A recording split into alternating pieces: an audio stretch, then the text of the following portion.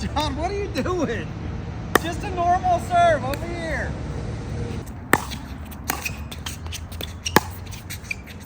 This cold slab feels really good on my prostate right now. Okay. Yeah, I'm commando style today. TMI.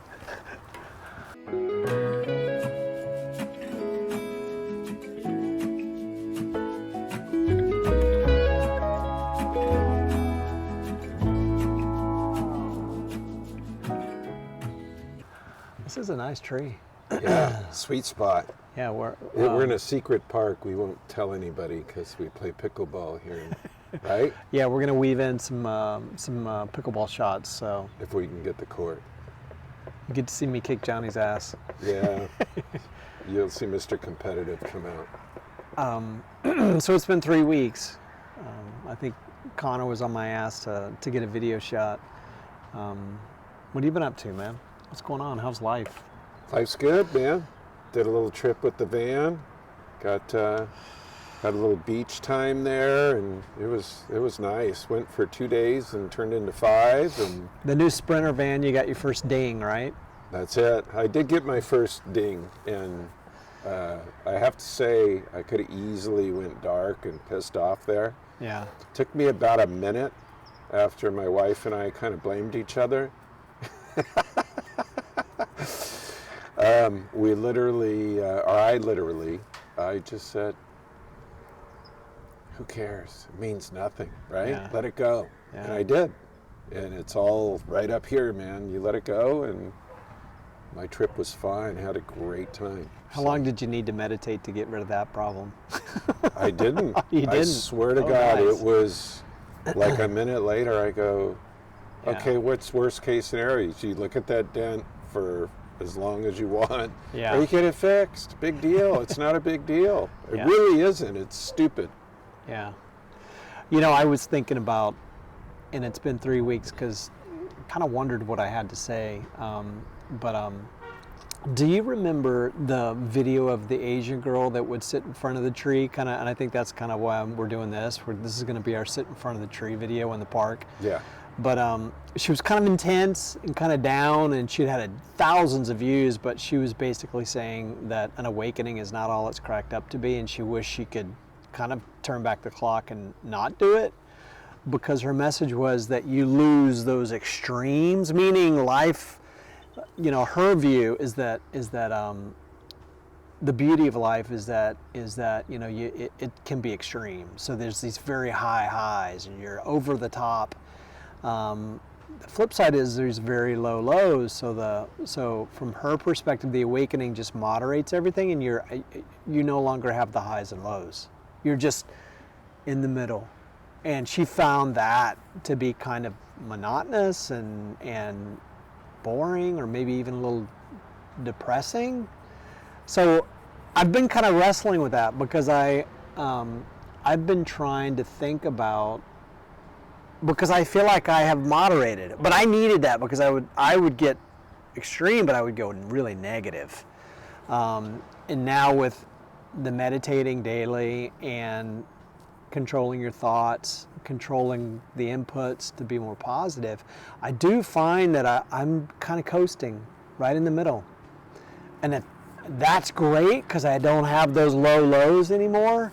But at the same time, I'm kind of wondering what's the challenge? You know, work's good, family's good, things are good. And that old self needed that. What's that next thing outside that I have to go pursue or achieve or buy or get to give me happiness? And I don't need that anymore. I'm happy, but I'm just kind of coasting. Does that make sense? No, you get content. And Yeah. like we've talked about, we haven't surfed in a while. And you get where, you know, there's certain things you sort of give up because you feel content, but you should still be doing those things. Yeah. You know what I mean? So like, we've talked a lot about the importance of like the routine, right? The morning med, evening if you feel you need it, middle of the day if your schedule permits. And then some days I'll just do, some days I just do one. But to your point, I don't even feel like I need that many meditations anymore, because I think that state that we first experienced in meditation is now permeating daily life. And so I'm just like everyone at the graduation that I went to in Boulder, and Rachel's family was saying, like, you're just calm, like everything's okay, and you're just very even. And I think that's super cool to have someone say that to you. But the flip side is, wow, I do miss kind of the dynamic, like the day trading we used to do, which was not good for me. But at the same time, the highs of that were pretty intoxicating. Yeah. Big day up, made a lot of money. What am I going to trade next? I got to get up in the morning. Let me do my watch list and my runners. What am I going to short? What am I going to long? And neither one of us trade anymore. But it's just, sometimes I kind of miss that flair in life, that kind of excitement. Yeah, I get that it. intensity. Yeah, I get it. But I would never go back to the low lows. I'll take just even and calm and all day long. Yeah, because I think you and I talked about it. We had lows where you were just, especially during COVID and all that stuff, you start questioning things, but at the end of the day, let's face it, for me it all stems from fear and angst. Yeah. And I even told you this morning I have felt that angst coming on, and what I do, I go meditate, and it's all good now. Yeah. It's amazing how even a 20-minute meditation will you just feel refreshed. You just feel amazing. And don't stop. You can't stop. Like, even on that little trip in the van, I would still find time in the morning to just buzz off somewhere, or just sit in a chair and cover my eyes and just go there.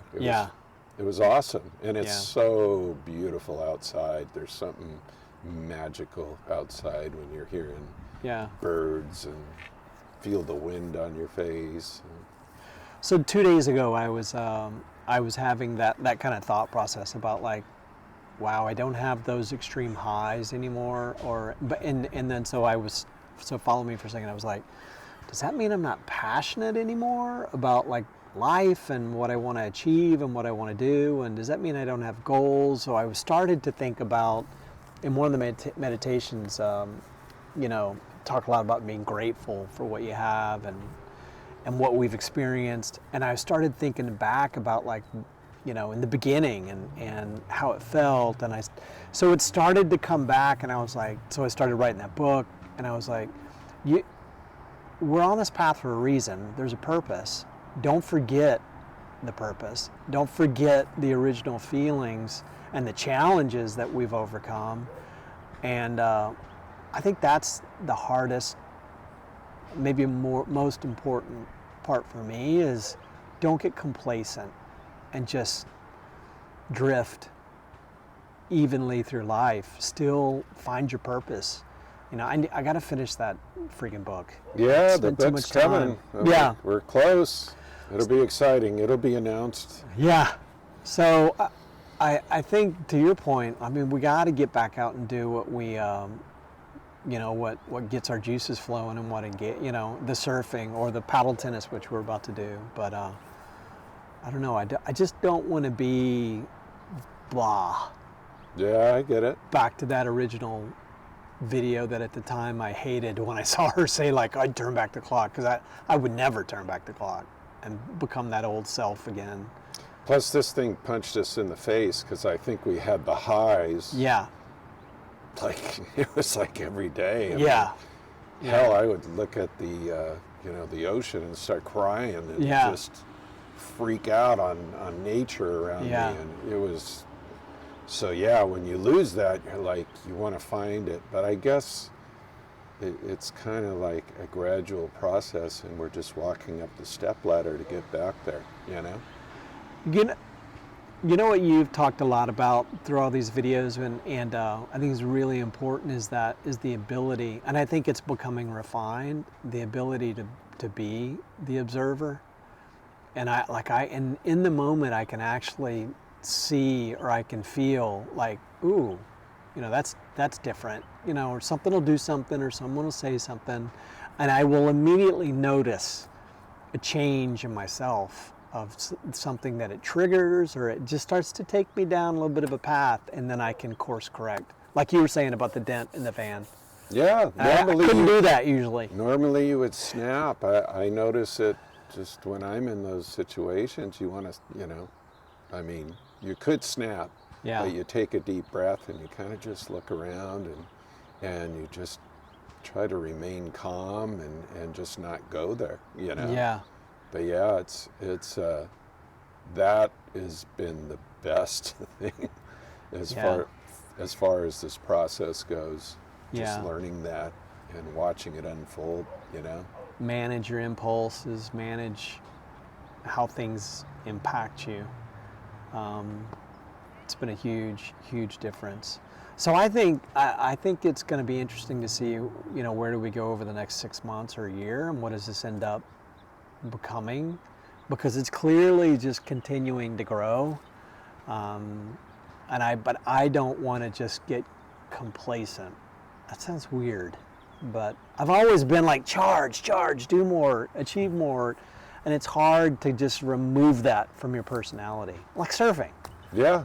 I mean, we were jumping off the jetty in Dana Point in a 10-foot wave coming in because of some hurricane or whatever it was. We've always kind of charged. So I don't want to lose that. Yeah, I get it. The van has replaced some of that. That's been helpful, and I'm really loving that right now. But surfing is definitely on the horizon. Yeah. And that involves the van a little bit too. So. Well, maybe when the sun decides to peak itself. Yeah. I mean, here we are in June, but June tends to be gloomy, but this has been a strange weather pattern for California, Southern California, really. So, Yeah. But it's all good. Life is good. Well, you want to go see if we can get on the pickleball court and we'll do some shots. Let's do it. Okay, it's good to get back together and shoot a video. Absolutely. See you, brother. Look at that backhand, killed you. Sucks getting over 55, elbows hurt.